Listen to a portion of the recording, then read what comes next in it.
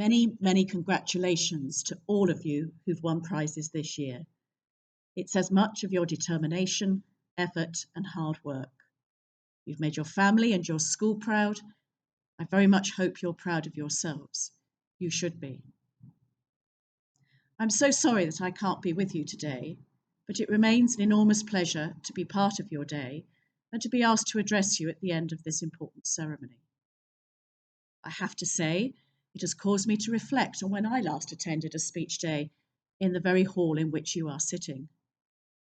Anybody who knows me will tell you that I don't look old enough, but that was, and I have to take a big breath, 37 years ago.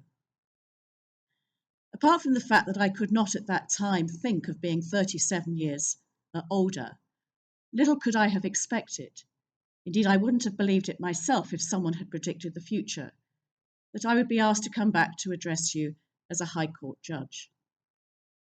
You see, I may have sat through a number of speech days, but I sat where many of you sit today, cheering the girls that won, pleased with their success, but never myself winning a prize.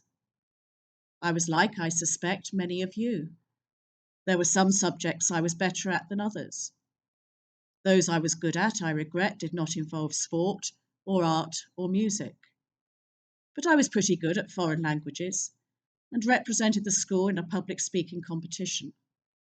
I could put together an argument, and I was involved in school debates. I also, at that time, had some self-belief.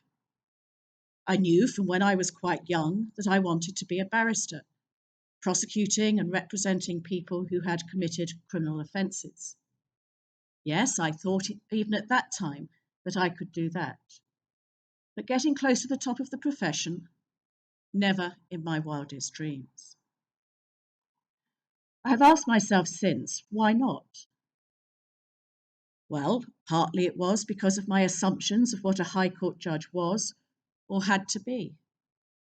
And secondly, and it's linked, it was because of what I thought I was, and those things didn't match.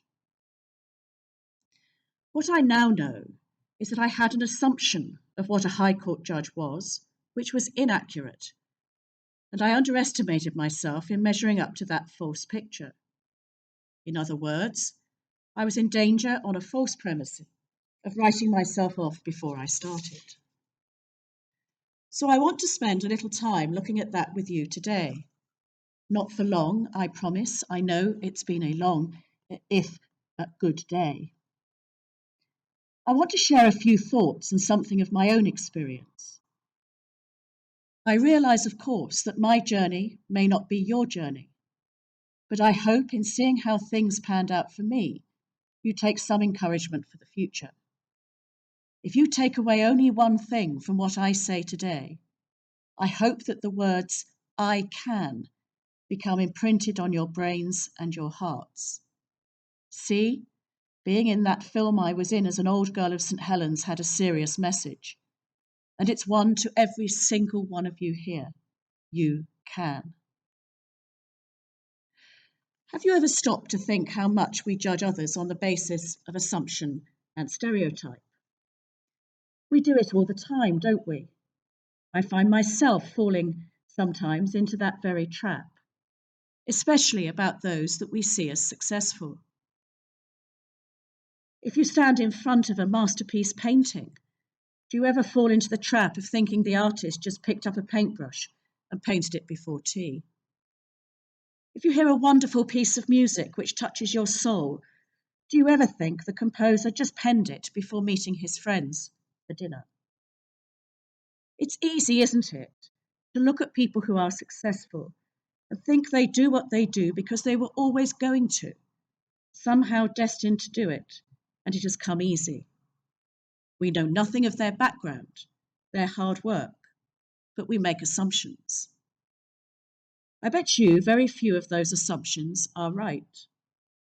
And one thing is for certain, no matter how talented a person is, no one succeeds without dedication and hard work. And we make assumptions about what type of person you have to be before you can succeed in a particular field. It's what I did about so-called top judges. So what type of person do you think you have to be before you can be a High Court judge? Well, I expect most of you, if you thought about it, would say you have to be white, male, come from a privileged background, preferably with lawyers in the family, Eton or privately educated, and having gone to Oxford or Cambridge University. It's what the papers say, isn't it? We assume that's right. I'm not saying that there aren't many High Court judges who fit that mould. Yet here I am speaking to you, and I don't. Yes, I am white. I am privately educated, although only by means of a scholarship. But I'm female. I did not go to an established university. And my loving parents did not have a qualification between them. I do not come from a privileged background, and there were definitely no lawyers in the family. Most people who meet me assume otherwise. They never bother to find out the truth, yet it has never been easier to do so. A quick look on the internet will tell you that as of the 7th of May 2019, there were 94 High Court judges. 25 of them are female. 5 out of the 10 of us appointed last year are women. There are 38 Court of Appeal judges, with 8 of them female, and we have 3 Supreme Court female judges, with the President herself a woman. The picture is the same across the judiciary. The number of women judges has risen from 24 to 29% in 5 years. 4 of the last Old Bailey judges appointed were women. The number of women tribunal judges rose from 43 to 46% in 4 years. And this year we are celebrating 100 years of women in the law. The numbers may not be what we would like them to be, but things are moving in the right direction. This is a success story, yet assumptions and stereotypes persist, and we all judge others by them. Only the privileged few, probably male, will get a chance and rise to prominence. Only those with family in the field stand a chance. Only those who win prizes will get to the top. Not one of those is true. Don't ever think people like me don't do that.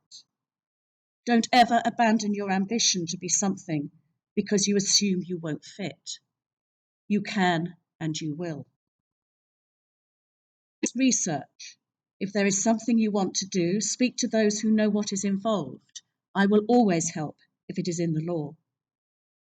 Do some work experience. You are most likely to find that the stereotype is not accurate in the first place. But it is not just what we assume about others that can hold us back. There is also what we think of ourselves. How many of you compare yourselves with others and find yourselves wanting? Perhaps you look on social media and think yourself not as beautiful or as clever or as smart or as funny as someone else. I wonder how many of you have done that. And it's only a short step from that to thinking that unless you are perfect in every way, you cannot succeed, that someone else will always be better than you. I think in many respects that this is a very female way of thinking. Girls, and dare I say it, women too, all through their lives can doubt themselves in a way that most boys and men do not.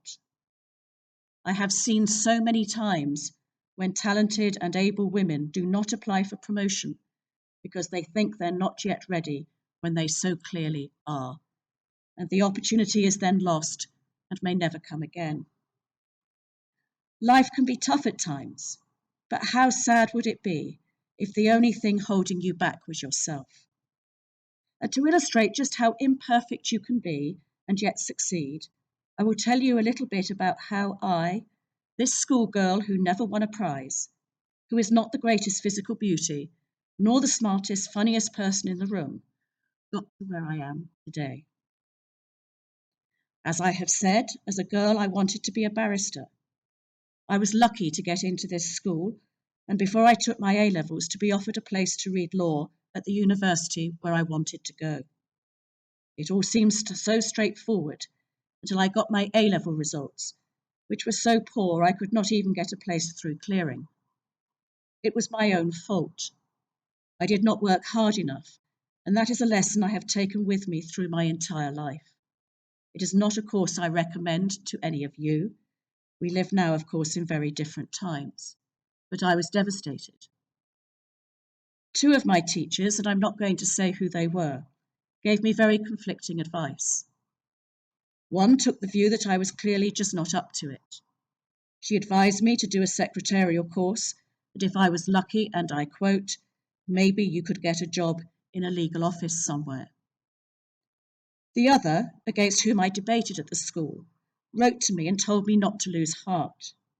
She told me I was impressive in that debate, and all that I should take from my results was that I had not performed my best that day. She lifted my spirits. I applied to a number of what were then polytechnics and obtained a place to read law in one of them. Law was one of only 2 degree courses they offered. In my interview, they said that my grades were rather low, but they would take a chance on me. It was not the start that I'd hoped for, but it was at least a start. I had an opportunity and I wanted to take it. I had learnt my lesson and I worked hard. I had some fun too, of course, and I graduated with a 2:1 degree in law. With that qualification, I obtained entry into the Inns of Court School of Law to read for the bar. I recognised that I hadn't graduated from the most respected of establishments, and that, combined with the fact that bar schools seemed stuffed to the gunnels with 20-year-old men wearing cravats who seemed to come from privileged and entitled backgrounds, did give me pause for thought about whether I fitted into this world at all and whether I could make it. One evening, waiting for a friend in the Inner Temple, I made a resolution to myself. I was going to keep going until someone told me to stop. I had wanted to be a barrister for so long, I wanted to at least try. Did I expect to succeed? Truthfully, at that point, not really, but I thought there was no harm in trying. To be a barrister, you have to undertake 12 months of what is called pupillage, where you work with a barrister to learn the ropes. I must have written over 30 applications and received refusal after refusal, often without an interview at all. It looked as if the time to stop had arrived, and then one set of chambers offered me just 6 months with them. When I started that, I did not have the second 6 months I needed, but 6 months was better than nothing. So more letters, more interviews. But things were beginning to look up, and I was offered the chance to stay where I was, as well as to go to a better regarded set. I took that latter course, but I was still guilty of assumption. I assumed they wouldn't offer me a permanent position because they only offer those to people with degrees from Oxford and Cambridge. But I thought I might as well go, as it will look good on my CV. Another wrong assumption. I was offered a permanent position at the end of it. I still remember that first time when I looked at myself in the mirror wearing my barrister's robes, a gown, and yes, a wig. I admit I felt something of a fraud. Would everyone think I couldn't do it? But I raised my head, took a deep breath, and walked into that courtroom, and no one said stop. It wasn't all plain sailing.